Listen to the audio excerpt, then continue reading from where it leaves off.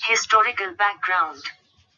The Britishers came to India in 1680 as traders, in the form of East India Company, which had the exclusive right of trading in India under a charter granted by Queen Elizabeth I in 1600. In 1765, the company, which till now had purely trading functions, obtained the Diwali, i.e., rights over revenue and civil justice, of Bengal, Bihar and Orissa. This started its career as a territorial power.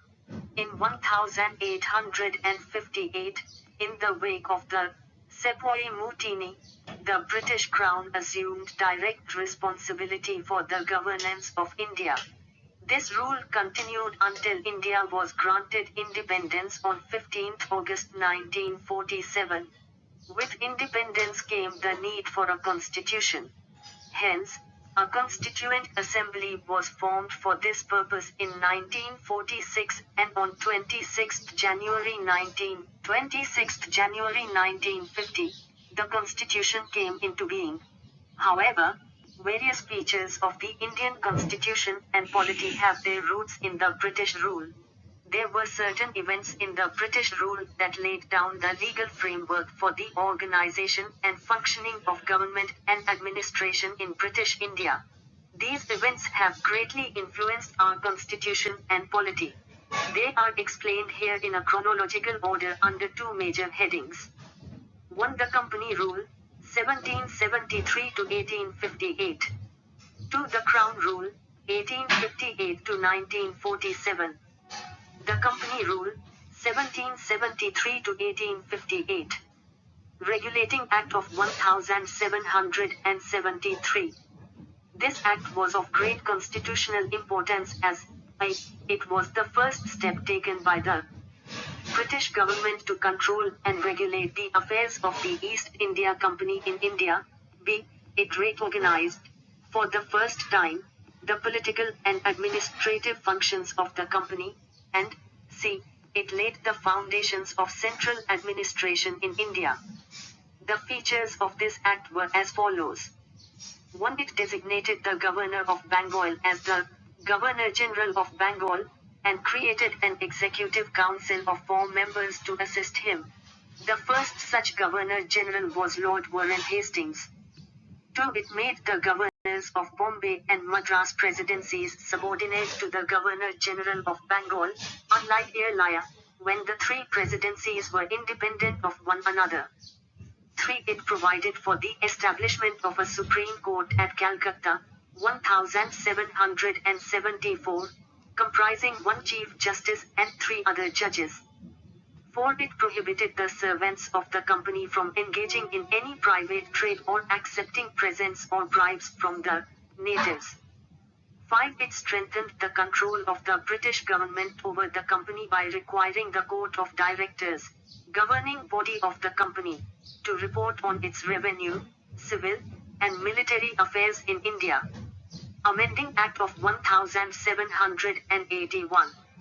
In a bid to rectify the defects of the Regulating Act of 1773, the British Parliament passed the Amending Act of 1781, also known as the Act of Settlement. The features of this act were as follows. 1. It exempted the Governor-General and the Council from the jurisdiction of the Supreme Court for the acts done by them in their official capacity. Similarly, it also exempted the servants of the company from the jurisdiction of the Supreme Court for their official actions. 2. It excluded the revenue matters and the matters arising in the collection of revenue from the jurisdiction of the Supreme Court. 3. It provided that the Supreme Court was to have jurisdiction over all the inhabitants of Calcutta. It also required the court to administer the personal law of the defendants, i.e., Hindus were to be tried according to the Hindu law and Muslims were to be tried according to the Mohammedan law. 4. It laid down that the appeals from the provincial courts could be taken to the Governor-General in Council and not to the Supreme Court. 5. It empowered the Governor-General in Council to frame regulations for the provincial courts and councils. Pitt's India Act of 1784. The features of this act were as follows. 1. It distinguished between the commercial and political functions of the company. 2. It allowed the Court of Directors to manage the commercial affairs, but created a new body called Board of Control to manage the political affairs. Thus, it established a system of double government. 3. It empowered the Board of Control to supervise and direct all operations of the civil and military government or revenues of the British possessions in India. Thus, the act was significant for two reasons. First, the company's territories in India were for the first time called the British possessions in India, and second, the British government was given the supreme control over company's affairs and its administration in India. Act of 1786. In 1786, Lord Cornwallis was appointed as the Governor-General of Bengal. He placed two demands to accept that post, viz. 1. He should be given power to override the decision of his council in special case. 2. He would also be the Commander-in-Chief accordingly. The Act of 1786 was enacted as make both the provisions. Charter Act of 1793. The features of this act were as follows. 1. It extended the overriding power given to Lord Cornwallis over his council to all future Governor-Generals and Governors of Presidencies. 2. It gave the Governor-General more powers and control over the governments of the subordinate presidencies of Bombay and Madras. 3. It extended the trade monopoly of the company in India for another period of 20 years.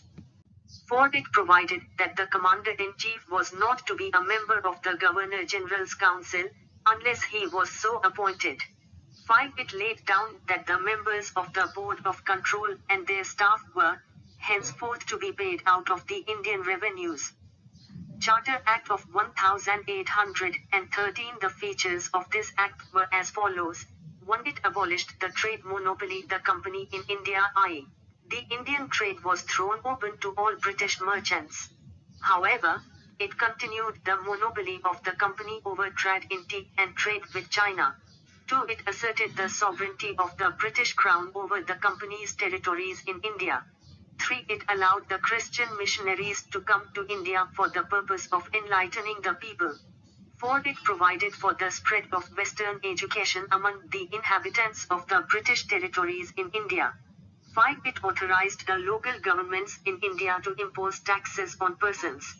They could also punish the persons for not paying taxes. Charter Act of 1833. This act was the final step towards centralization in British India. The features of this act were as follows. 1. It made the Governor-General of Bengal as the Governor-General of India and vested in him all civil and military powers. Thus, the act created, for the first time, Government of India having authority over the entire territorial area possessed by the British in India. Lord William Bentinck was the first Governor-General of India. 2. It deprived the Governor of Bombay and Madras of their legislative powers. The Governor-General of India was given exclusive legislative powers for the entire British India. The laws made under the previous acts were called as regulations, while laws made under this act were called as acts. 3. It ended the activities of the East India Company as a commercial body, which became a purely administrative body. It provided that the company's territories in India were held by it, in trust for His Majesty, his heirs and successors. 4. The Charter Act of 1833 attempted to introduce system of open competition for selection of civil servants, and stated that the Indians should not be debarred from holding any place, office and employment under the company. However, this provision was negated after opposition from the Court of Directors. Charter Act of 1853. This was the last of the series of Charter Acts passed by the British Parliament between 1793 and 1853. It was a significant constitutional landmark. The features of this act were as follows.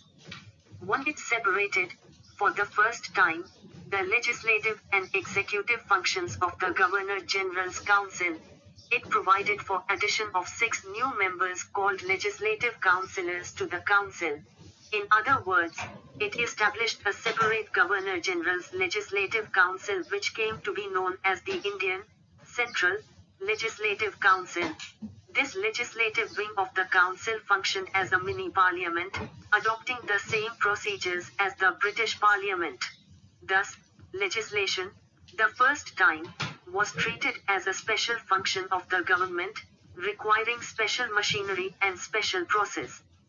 2. It introduced an open competition system of selection and recruitment of civil servants. The covenanted civil service was, thus, thrown open to the Indians also. Accordingly, the Macaulay Committee, the Committee on the Indian Civil Service, was appointed in 1854. 3. It extended the company's rule and allowed it to retain the possession of Indian territories on trust for the British Crown. But, it did not specify any particular period, unlike the previous charters. This was a clear indication that the company's rule could be terminated at any time the Parliament liked. Introduced, for the first time, local representation in the Indian Central Legislative Council. Of the 6 new legislative members of the Governor-General's Council, 4 members were appointed by the local, provincial, governments of Madras, Bombay, Bengal and Agra. The Crown Rule, 1858 to 1947. Government of India Act of 1858.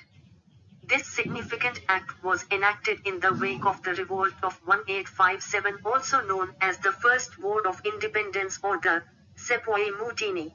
The act, known as the Act for the Good Government of India, abolished the East India Company, and transferred the powers of government, territories and revenues to the British Crown. The features of this act were as follows. 1. It provided that India, henceforth, was to be governed by, and in the name of, Her Majesty. It changed the designation of the Governor-General of India to that of Viceroy of India. He, Viceroy, was the direct representative of the British Crown in India. Lord Canning, thus, became the first Viceroy of India. 2. It ended the system of double government by abolishing the Board of Control and Court of Directors. 3. It created a new office, Secretary of State for India, vested with complete authority and control over Indian administration. The Secretary of State was a member of the British Cabinet and was responsible ultimately to the British Parliament. 4. It established the 15-member Council of India to assist the Secretary of State for India. The Council was an advisory body. The Secretary of State was made the chairman of the Council. 5. It constituted the Secretary of State in Council as a body corporate, capable of suing and being sued in India and in England. The Act of 1858 was, however, largely confined to the improvement of the administrative machinery by which the Indian government was to be supervised and controlled in England. It did not alter in any substantial way the system of government that prevailed in India. Indian Councils Act of 1861. After the Great Revolt of 1857, the British government felt the necessity of seeking the cooperation of the Indians in the administration of their country. In pursuance of this policy of association, 3 acts were enacted by the British Parliament in 1861, 1892 and 1909. The Indian Councils Act of 1861 is an important landmark in the constitutional and political history of India. The features of this act were as follows. 1. It made a beginning of the representative institutions by associating Indians with the law-making process. It, thus provided that the Viceroy should nominate some Indians as non-official members of his expanded council. In 1862, Lord Canning, the then Viceroy, nominated 3 Indians to his legislative council: the Raja of Banaras, the Maharaja of Patiala and Sir Dinkar Rao. 2. It initiated the process of decentralization by restoring the legislative powers to the Bombay and Madras presidencies. It, thus, reversed the centralizing tendency that started from the Regulating Act of 1773 and reached its climax under the Charter Act of 1833. This policy of legislative devolution resulted in the grant of almost complete internal autonomy to the provinces in 1937.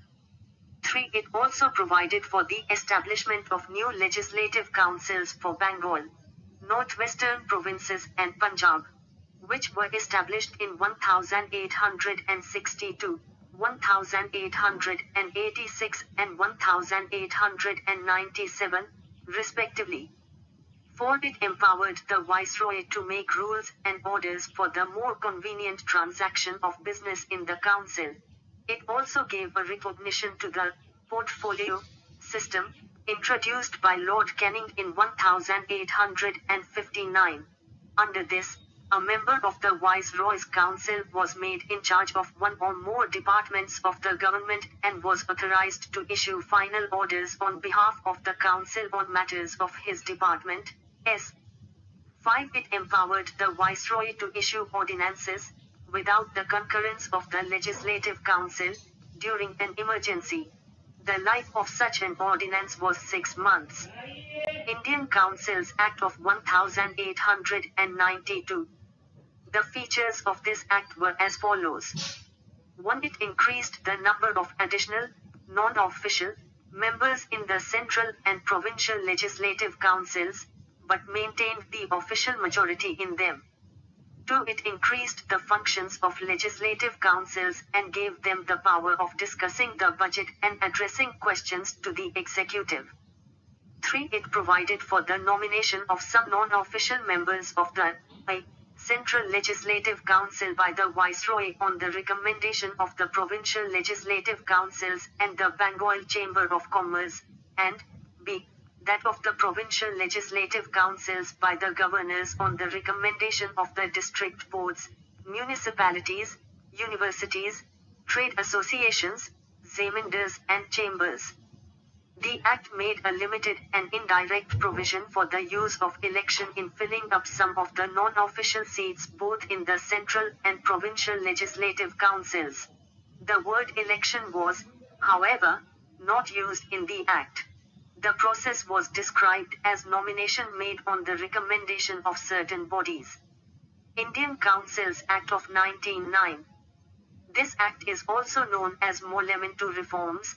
Lord Morley was the then Secretary of State for India and Lord Minto was the then Viceroy of India. The features of this Act were as follows. 1. It considerably increased the size of the legislative councils, both central and provincial. The number of members in the Central Legislative Council was raised from 16 to 60. The number of members in the provincial legislative councils was not uniform. 2. It retained official majority in the Central Legislative Council, but allowed the provincial legislative councils to have non-official majority. 3. It enlarged the deliberative functions of the legislative councils at both the levels. For example, members were allowed to ask supplementary questions, move resolutions on the budget and so on. 4. It provided, for the first time, for the association of Indians with the executive councils of the Viceroy and governors. Satyendra Prasad Sinha became the first Indian to join the Viceroy's executive council. He was appointed as the law member. 5. It introduced a system of communal representation for Muslims by accepting the concept of separate electorate. Under this, the Muslim members were to be elected only by Muslim voters. Thus, the Act legalized communalism, and Lord Minto came to be known as the father of communal electorate.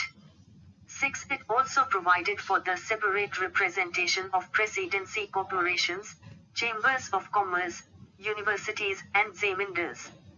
Government of India Act of 1919.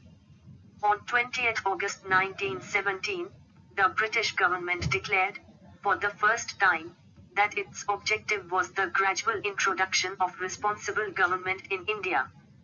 The Government of India Act of 1919 was thus enacted, which came into force in 1921. This act is also known as Montagu-Chelmsford Reforms. Montagu was the Secretary of State for India and Lord Chelmsford was the Viceroy of India. The features of this act were as follows. 1. It relaxed the central control over the provinces by demarcating and separating the central and provincial subjects. Was set up in 1926 for recruiting civil servants. The central and provincial legislatures were authorized to make laws on their respective list of subjects. However, the structure of government continued to be centralized and unitary. 2. It further divided the provincial subjects into two parts: transferred and reserved. The transferred subjects were to be administered by the governor with the aid of ministers responsible to the Legislative Council. The reserved subjects, on the other hand, were to be administered by the governor and his Executive Council without being responsible to the Legislative Council. This dual scheme of governance was known as diarchy, a term derived from the Greek word diarch, which means double rule. However, this experiment was largely unsuccessful. 3. It introduced, for the first time, bicameralism and direct elections in the country. Thus, the Indian Legislative Council was replaced by a bicameral legislature consisting of an upper house, Council of State, and a lower house, Legislative Assembly. The majority of members of both the houses were chosen by direct election. 4. It required that the 3 of the 6 members of the Viceroy's Executive Council, other than the Commander-in-Chief, were to be Indian. 5. It extended the principle of communal representation by providing separate electorates for 6 Indian Christians, Anglo-Indians and Europeans. 6. It granted franchise to a limited number of people on the basis of property, tax or education. 7. It created a new of the High Commissioner for India in London and transferred to him some of the functions hitherto performed by the Secretary of State for India. 8. It provided for the establishment of a Public Service Commission. Hence, a Central Public Service Commission. 9. It separated, for the first time, provincial budgets from the central budget and authorized the provincial legislatures to enact their budgets. 10. It provided for the appointment of a statutory commission to inquire into and report on its working after 10 years of its coming into force. Simon Commission in November 1927. Itself, i.e., 2 years before the schedule, the British government announced the appointment a 7-member statutory commission under the chairmanship of Sir John Simon to report on the condition of India under its new constitution. All the members of the commission were British and hence, all the parties boycotted the commission. The commission submitted its report in 1930 and recommended the abolition of diarchy, extension of responsible government in the provinces, establishment of a federation of British India and princely states, continuation of communal electorate and so on. To consider the proposals of the commission, the British government convened 3 roundtable conferences of the representatives of the British government, British India and Indian princely states. On the basis of these discussions, a white paper on constitutional reforms was prepared and submitted for the consideration of the Joint Select Committee of the British Parliament. The recommendations of this committee were incorporated, with certain changes, in the next Government of India Act of 1935. Communal Award in August 1932, Ramsay MacDonald, the British Prime Minister, announced a scheme of representation of the minorities, which came to be known as the Communal Award. The award not only continued separate electorates for the Muslims, Sikhs, Indian Christians, Anglo-Indians and Europeans but also extended it to the depressed classes, scheduled castes. Gandhiji was distressed over this extension of the principle of communal representation to the depressed classes and undertook fast unto death in Yewala jail, Pune, to get the award modified. At last, there was an agreement between the leaders of the Congress and the depressed classes. The agreement, known as Pune Pact, retained the Hindu joint electorate and gave reserved seats to the depressed classes. Government of India Act of 1935. The Act marked a second milestone towards a completely responsible government in India. It was a lengthy and detailed document having 321 sections and 10 schedules. The features of this act were as follows. 1. It provided for the establishment of an All India Federation consisting of provinces and princely states as units. The Act divided the powers between the centre and units in terms of 3 lists: Federal List, for centre, with 59 items, Provincial List, for provinces, with 54 items, and the Concurrent List, for both, with 36 items. Residuary powers were given to the Viceroy. However, the federation never came into being as the princely states did not join it. 2. It abolished diarchy in the provinces and introduced provincial autonomy in its place. The provinces were allowed to act as autonomous units of administration in their defined spheres. Moreover, the Act introduced responsible governments in provinces, that is, the governor was required to act with the advice of ministers responsible to the provincial legislature. This came into effect in 1937 and was discontinued in 1939. 3. It provided for the adoption of diarchy at the centre. Consequently, the federal subjects were divided into reserved subjects and transferred subjects. However, this provision of the Act did not come into operation at all. 4. It introduced bicameralism in 6 out of 11 provinces. Thus, the legislatures of Bengal, Bombay, Madras, Bihar, Assam and the United Provinces were made bicameral, consisting of a legislative council, upper house, and a legislative assembly, lower house. However, many restrictions were placed on them. 5. It further extended the principle of communal representation by providing separate electorates for depressed classes, scheduled castes, women and labor workers. 6. It abolished the Council of India, established by the Government of India Act of 1858. The Secretary of State for India was provided with a team of advisors. 7. It extended franchise. About 10% of the total population got the voting right. 8. It provided for the establishment of a Reserve Bank of India to control the currency and credit of the country. 9. It provided for the establishment of not only a Federal Public Service Commission, but also a Provincial Public Service Commission and Joint Public Service Commission for 2 or more provinces. 10. It provided for the establishment of a Federal Court, which was set up in 1937. Indian Independence Act of 1947. On 20th February 1947, the British Prime Minister Clement Attlee declared that the British rule in India would end by 30th June 1948, after which the power would be transferred to responsible Indian hands.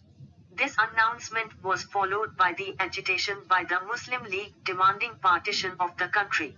Again on 3rd June 1947, the British government made it clear that any constitution framed by the Constituent Assembly of India, formed in 1946, cannot apply to those parts of the country which were unwilling to accept it. On the same day, 3rd June 1947, Lord Mountbatten, the Viceroy of India, put forth the partition plan, known as the Mountbatten Plan. The plan was accepted by the Congress and the Muslim League. Immediate effect was given to the plan by enacting the Indian Independence Act, 1947. The features of this act were as follows. 1. It ended the British rule in India and declared India as an independent and sovereign state from 15th August 1947. 2. It provided for the partition of India and creation of two independent dominions of India and Pakistan with the right to secede from the British Commonwealth. 3. It abolished the office of Viceroy and provided, for each dominion, a Governor-General, who was to be appointed by the British King on the advice of the Dominion Cabinet. His Majesty's government in Britain was to have no responsibility with respect to the government of India or Pakistan. 4. It empowered the constituent assemblies of the two dominions to frame and adopt any constitution for their respective nations and to repeal any act of the British Parliament, including the Independence Act itself. 5. It empowered the constituent assemblies of both the dominions to legislate for their respective territories till the new constitutions were drafted and enforced. No act of the British Parliament passed after 15 August 1947 was to extend to either of the new dominions unless it was extended thereto by a law of the legislature of the Dominion. 6. It abolished the office of the Secretary of State for India and transferred his functions to the Secretary of State for Commonwealth Affairs. 7. It proclaimed the lapse of British paramountcy over the Indian princely states and treaty relations with tribal areas from 15 August 1947. 8. It granted freedom to the Indian princely states either to join the Dominion of India or Dominion of Pakistan remain independent. 9. It provided for the governance of each of the dominions and the provinces by the Government of India Act of 1935. Till the new constitutions were framed. The dominions were however authorized to make modifications in the Act. 10. It deprived the British monarch of the right to veto bills or ask for reservation of certain bills for his approval. But, this right was reserved for the Governor-General. The Governor-General would have full power to assent to any bill in the name of His Majesty. 11. It designated the Governor-General of India and the provincial governors as constitutional, nominal, heads of the states. They were made to act on the advice of the respective Council of Ministers in all matters. 12. It dropped the title of Emperor of India from the royal titles of the King of England. 13. It discontinued the appointment to civil services and reservation of posts by the Secretary of State for India. The members of the civil services appointed before 15 August 1947 would continue to enjoy all benefits that they were entitled to till that time. At the stroke of midnight of 14 to 15 August 1947, the British rule came to an end and power was transferred to the two new independent dominions of India and Pakistan. Lord Mountbatten became the first Governor-General of the new Dominion of India. He swore in Jawaharlal Nehru as the first Prime Minister of independent India. The Constituent Assembly of India formed in 1946 became the Parliament of the Indian Dominion. Share and subscribe _with_Janvi.